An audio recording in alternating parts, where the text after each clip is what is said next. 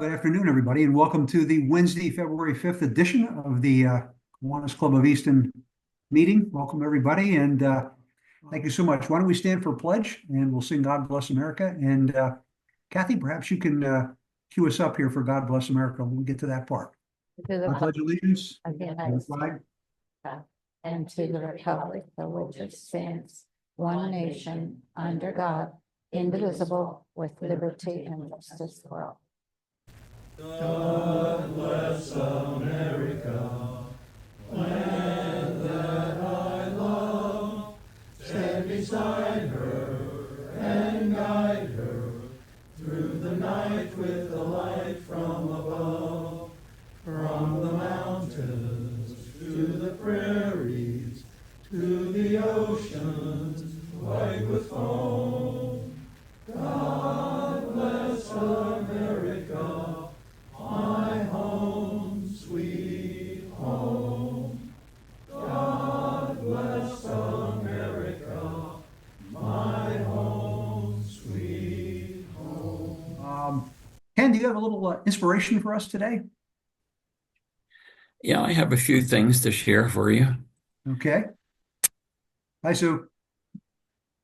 The first one is from Lord Acton, who's a historian, and he said, "The most certain test by which we can judge whether a country is really free is the amount of security enjoyed by minorities." And that's certainly a very valid and important consideration.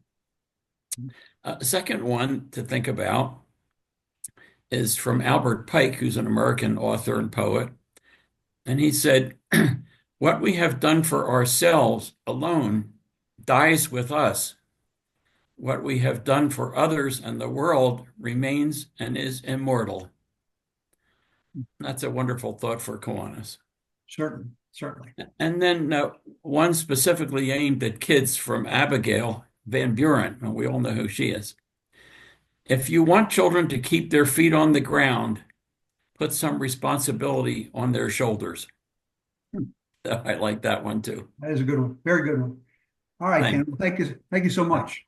Sure. Good stuff. All right. So that concludes my portion of today's meeting. I'll be turning it over to President-elect Sue. So, Sue, it's all yours. Well, we'd like to welcome our guests today, and we're looking forward to hearing your presentation. And Jan, do you want to give us a little introduction? Intro. This is Kristine Tanase, who also is a good friend of mine, so I'm thrilled that she's here to present today about what she does.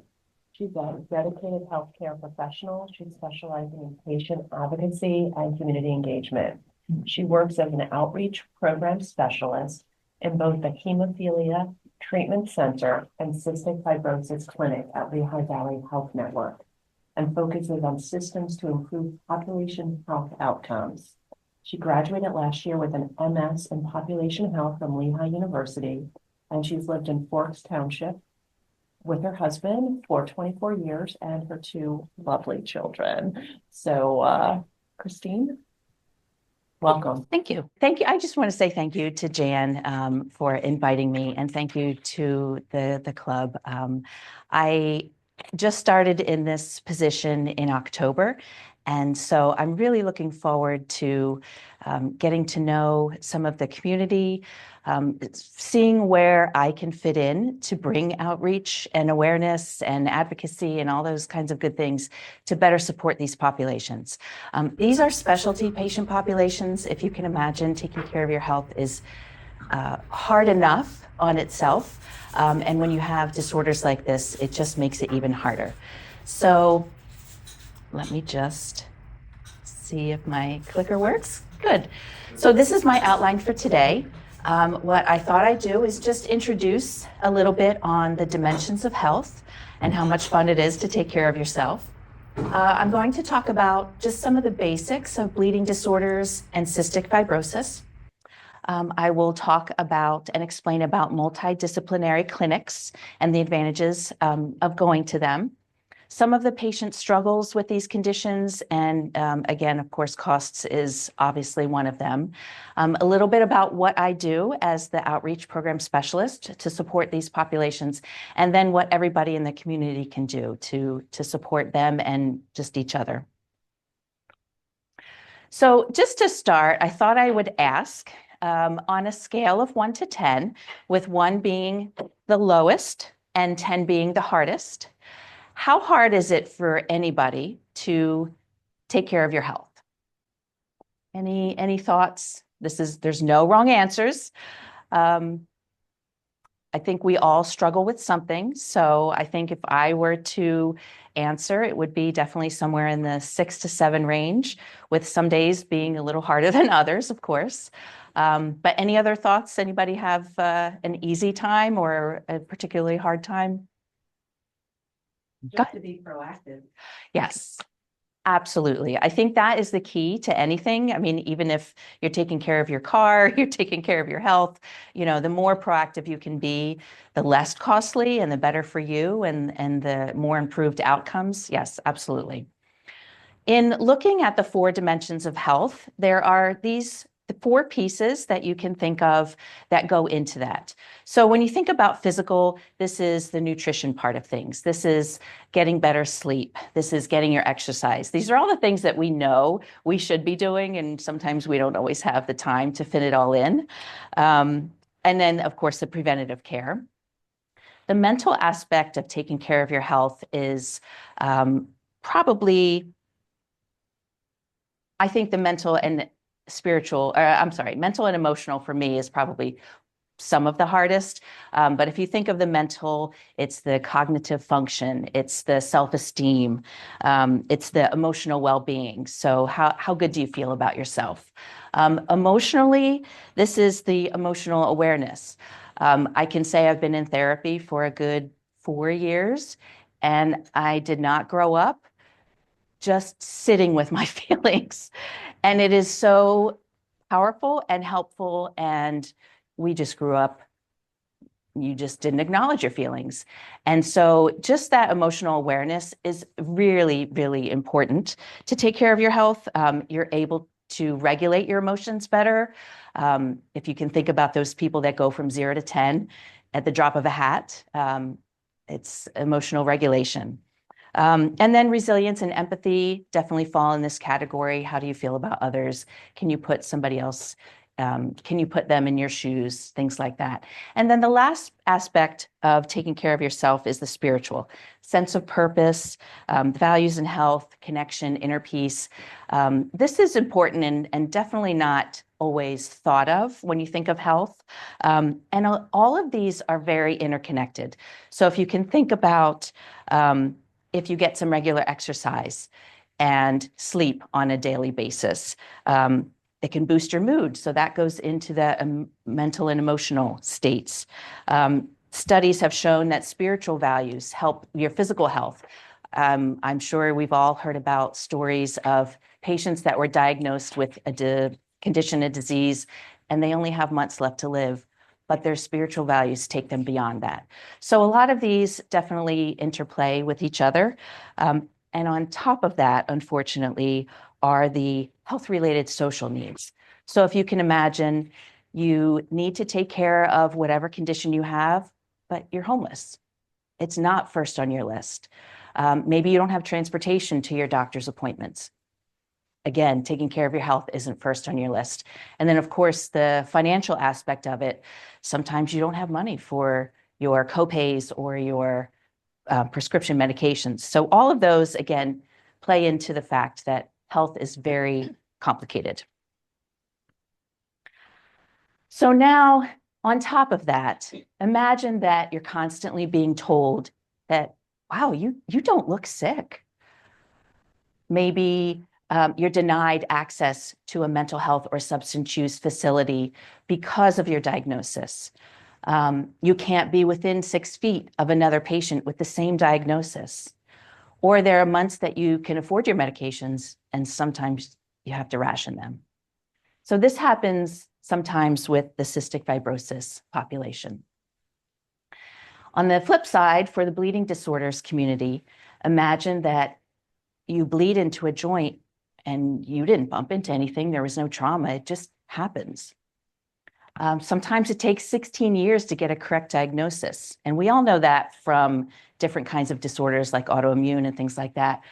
So this isn't the only condition that sometimes happens with. But there are times where you might argue with an ER physician because they don't believe that females can have hemophilia, but there are.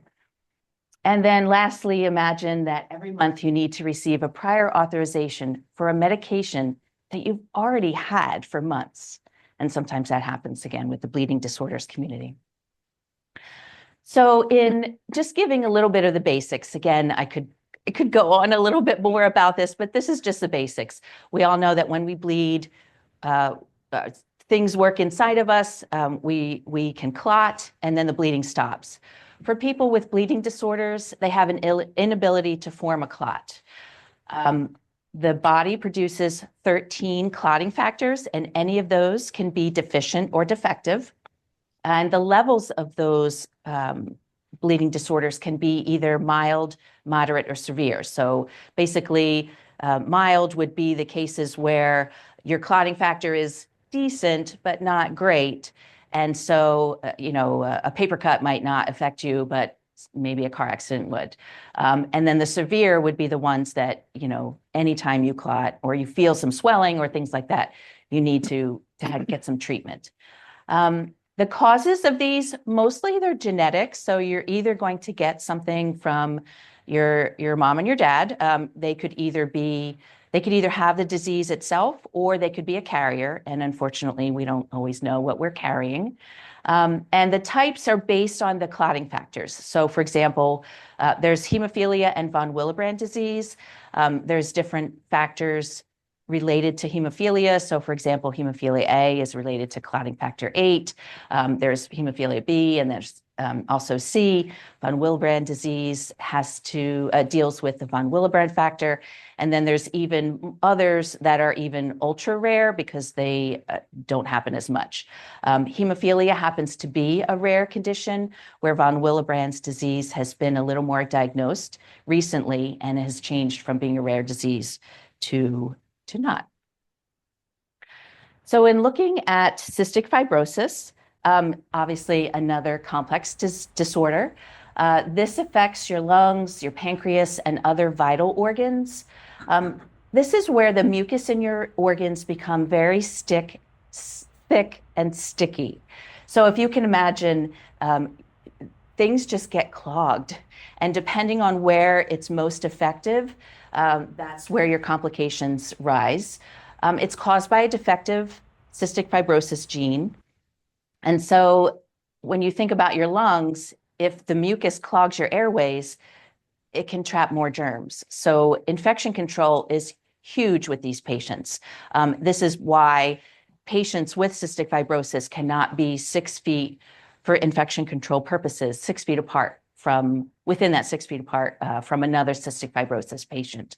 The pancreas is very affected because the buildup of mucus prevents the release of digestive enzymes. So people can eat, but they're not absorbing what they eat. And we all think, wow, that's probably a magic pill for most of us. But for them, they probably will have a failure to thrive because they're just not getting anything. And there's, again, is that anything I need to do?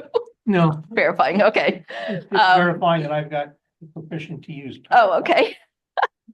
Oh, yes. So anyway, the digestive enzymes, this is one of the things that patients with cystic fibrosis will take, is those digestive enzymes, so that when they do eat, they're absorbing what they need. To talk a little bit about the treatments that have gone and improved this disease, for somebody that was born from 2019 to 2023, half of them are predicted to live over 61. If you compare that to people that were born between 1999 and 2003, they had a life expectancy of 33 years. So treatments, and if you go back, it was even worse. Treatments have really expanded this disease, which on one hand is great because everybody with this disease with the treatment are able to take the treatments, are able to live a lot longer and a much more healthier lifestyle. On the flip side, there's complications that they never even had to worry about because most patients with cystic fibrosis were told, eat whatever. They're not really absorbing most of the things that they're eating. They could eat whatever. Now they're dealing with hypertension, with obesity, with things that all of us have to deal with, possibly, not having that disorder. So the nice thing about these two disorders is the wraparound team that takes care of them. So they are called multidisciplinary clinics. And when you think about preventative care and you go to your doctor, primary care, internal medicine, family medicine, and you have your physical, you see your doctor, maybe a nurse comes in and checks different things. For these patients, they have this wraparound service. So they're seeing their physician, they're seeing the nurses, they're also seeing a social worker, a physical therapist, a registered dietitian. On the hemophilia treatment side, they're also seeing a genetics counselor. And then on the cystic fibrosis side, they're also seeing a pharmacist and a behavioral health specialist. This is in the hope that everything will be collaborated better. Outcomes are better. Let me just go over the next slide to show. These are the advantages of having these multidisciplinary clinics. They are state and federally funded, so a lot of the money will go towards the things that will help their care and their outcomes. So those medication costs, the care involved. They participate in the 340B program, which probably is a whole nother presentation on itself, but basically that program is designed for drug discounts. It helps support the clinics and then eventually helping to impact the outcomes of patients' health. So if you can imagine, the collaboration is huge with these clinics. When patients come in, we all, and I don't have the patient care side of things, but we all sit around a table. And so somebody comes in and talks to a patient, and then they come back in, and everybody will know, okay, here's the updates. He was just involved at this. She just had this. They've got this going on. We're going to need some social work on this side. It's great. It's so nice to see with both of these populations. And this comprehensive care model has been shown in studies to help improve outcomes. And I know I have a study here I wanted to tell you about. So there was a study from 2000 from the CDC involving 3,000 people with hemophilia. It showed that those who used an HTC were 40% less likely to die of a hemophilia-related complication than those who did not receive care from an HTC. So there are definitely a lot of advantages health-wise for patients. And then again, access to new and improved treatments. Who wouldn't want that? So just to touch on some of the struggles that patients have. Obviously, managing your health is one of them. And again, just life in general. You might have out-of-pocket expenses, which again are just so complicated to deal with. Nobody likes to deal with insurance. So you can imagine this just makes it even harder. Sometimes providers don't even really know all there is to know. And I initially had said that, ER physicians sometimes will kind of tell females that you don't have hemophilia, that's just a male disease. Well, they do. So the last one is the utilization management strategies. So this is where insurance sometimes will require you, hey, you can't get this until you do this, this, and this. So all of those jumping through hoops are really difficult for patients because sometimes they might not even have, step therapy, prior authorizations, tiered formulas to benefit from. And then just a little bit about the cost side. Again, the rare diseases are cystic fibrosis and hemophilia. Von Willebrand kind of jumped out of that category, but it affects less than 200,000 people, so that's 5 to 6% of the population. For cystic fibrosis, your annual costs could range from $450,000 to $160,000 annually. And for severe or moderately severe hemophilia, the lifetime cost could be in the millions. So costs are huge, and definitely understand why insurance wants to be a little protective, but when you think about, do I really need another prior authorization? I just went 3 months ago for the same medication. It makes it just that much harder. So what do I do as an outreach program specialist? I am bringing awareness to the community. I am trying my hardest to touch on the places that could possibly help. Provider education, again, bringing that education to people that are within the healthcare system, but don't know enough about these disorders. One of the recent things that we're working on right now is bringing into mental health facilities. We've had a patient that was denied access.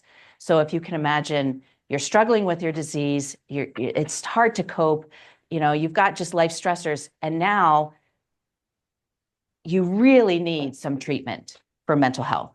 And it's crisis related, and they say, no, we can't take you because of your diagnosis. So we are trying to go into facilities to just educate them.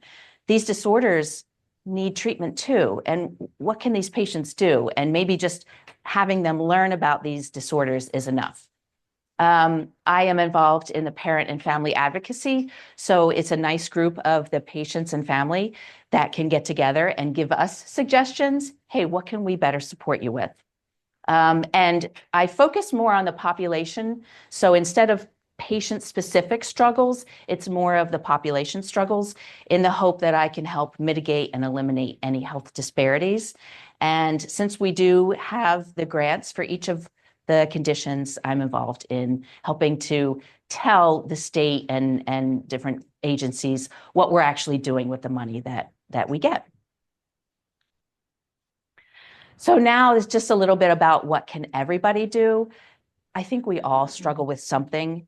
Sometimes just having that respect and kindness and empathy goes so far.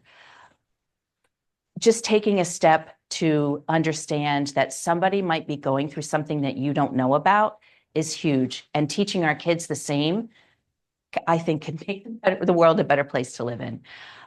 The awareness, again, bringing that to organizations, and I'm always happy to take my show on the road to anybody else that you might know about, and support and advocacy. These are just a handful of the organizations that represent these two conditions. So anything to help support or advocate for them. There are state and state issues that, like copay accumulators. Sorry, I'm getting almost winded. State accumulators that can help the patients. So anyway, there's a lot that can be done. And then on the support side, we have different kinds of events that can support patients, either just again with the awareness or financially. We have an event coming up at the end of April. It's called Great Strides. This helps to support the Cystic Fibrosis Foundation. It's a walk at Cedar Crest College. If anybody is interested in attending, we are more than happy to have you on our team or support our team. We're called the Phlegm Fighters. So we will be out there hopefully with some sunny skies and helping to support these patients. But again, any of these foundations and groups would be more than happy to have any kind of support.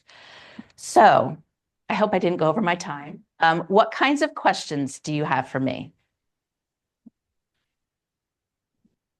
Hey, Kristine. Yes? Hi, this is Scott. Hi. Hi. Very interesting presentation. Thank you. I knew one person with cystic fibrosis, and I believe she passed away in her late teens or so. So that, I mean, really, that's the only it's about all I know about cystic fibrosis. But my question is, are hemophilia and cystic fibrosis, are they considered terminal illnesses, or do patients or people who are afflicted with these live relatively normal lifespans, and there's some other cause of that? What's the eventuality with these diseases at this point in time?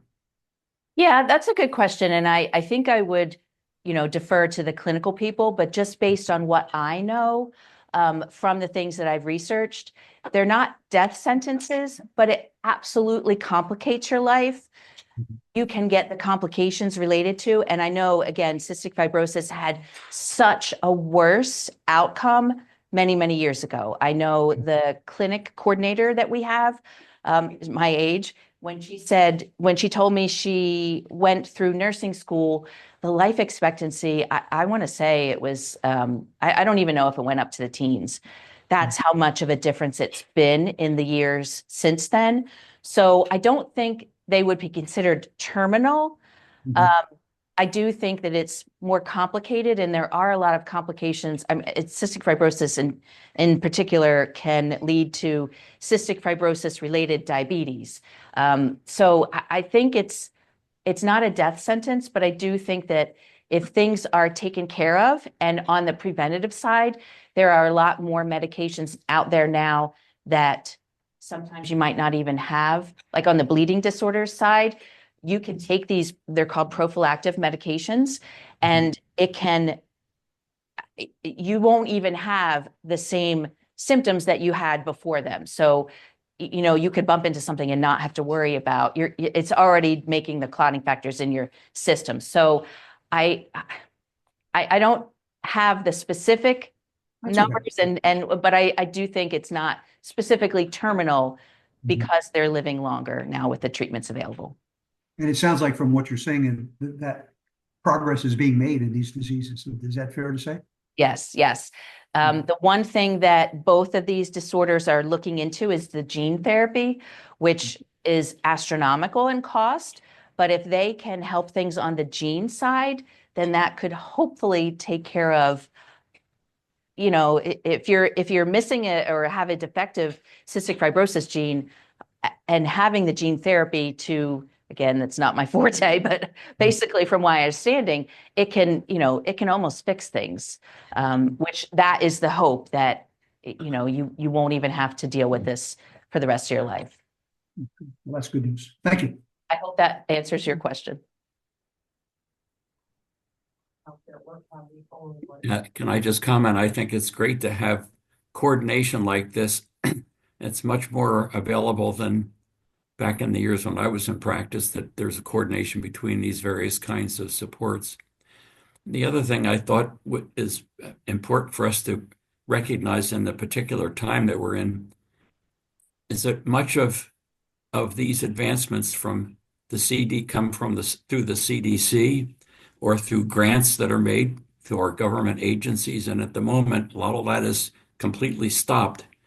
And I think we need to be aware of that, and any opportunity raise our voice to say we really want to continue to have those supports, which are critical to the longevity of many of these patients and for our care for these patients as medical people. Yes, absolutely agreed. To answer your question, I think I missed that, sorry, in my notes. The Lehigh Valley Health Network has the Hemophilia Treatment Center that serves pediatric patients at the Cedar Crest campus and adult patients at the Muhlenberg campus. We're one of 140 in the United States, and we're one of seven in the state. On the cystic fibrosis side, they only serve the pediatric patients. So after they, get to a certain age, we do have some that want to stay just because the care they've received is so well organized, and they feel they feel like they're in good hands. But the United States wise, there's 130 clinics for cystic fibrosis, and in the state of Pennsylvania, we're one of 10. So sorry, I missed that. Yes, because thinking, I don't know the geography of the cystic fibrosis clinics, but my guess is that they're the same as hemophilia. There's one in Pittsburgh for hemophilia. There's one in Pittsburgh, one up here, and then Hershey, and then there's four in Philadelphia. So it's sad that we have such a rural state in some of the areas, and you know, reaching them is, we have some people that travel 2 hours one way just to get to their doctor appointment. So, yes. Your foundation step in nowadays to help your people? They do. And that one slide at the end that showed some of the organizations, yes, there's the Cystic Fibrosis Foundation, the National Bleeding Disorders Foundation. Yes, they definitely have a lot of programs that help support the patients between connecting others, clinical trials, I'm trying to think, scholarships, different things like that. Yes, they definitely have a lot of support. And most of them, I know the Cystic Fibrosis Foundation was started from parents that wanted to help support their children better. And I'm not as certain for the bleeding disorders, but I would guess it's very similar. Sometimes a lot of things start from parents that just want to help more than what they have right now. So I was just going to say, is it difficult to, you said with the hemophilia, it can be difficult to diagnose yes. with cystic fibrosis? I think it depends on, again, a lot of newborns will go through these sweat tests. And I think if you land on a certain, you know, above a certain threshold, you know, you're diagnosed. There's that middle category that's probably, you know, you've got something, but we don't know, and let's try and figure out, and we'll do genetic tests and different things like that. There are some people that are diagnosed later in life. I think it's more common to have it when you're born. So parents, and I have to say, I was pregnant a long time ago. I think there are more genetic tests that parents can go through now, because again, you could have carriers, you don't even know that's in your, you know, in your family. So yeah, I think the majority, I wish I knew the percentages, but the majority are diagnosed, but some kind of, you know, go through the system and not know. And with bleeding disorders, that's even more so. So again, not having that education for some people of, hey, we didn't really have this in our family, but my daughter's now bleeding more, and you know what, and that's a whole nother you know area. We're trying to educate school nurses and people that would be around these kids that, you know, maybe they might just be told like, no, you know, we all bleed a lot, so you're good. Yeah. But it's not really like, there are things that can be done. Well, it's really important that you're doing programs like this to educate Yes. all of us. I so thank you for letting me come to speak. I will hand out my business cards if you have any questions later, or if you have any other groups that would like to speak, I'd be more than happy to come. And I really appreciate the opportunity to come to serve, because I live minutes away and I have never been here. So I thank you for that. And, but again, just to bring this education. Thank you.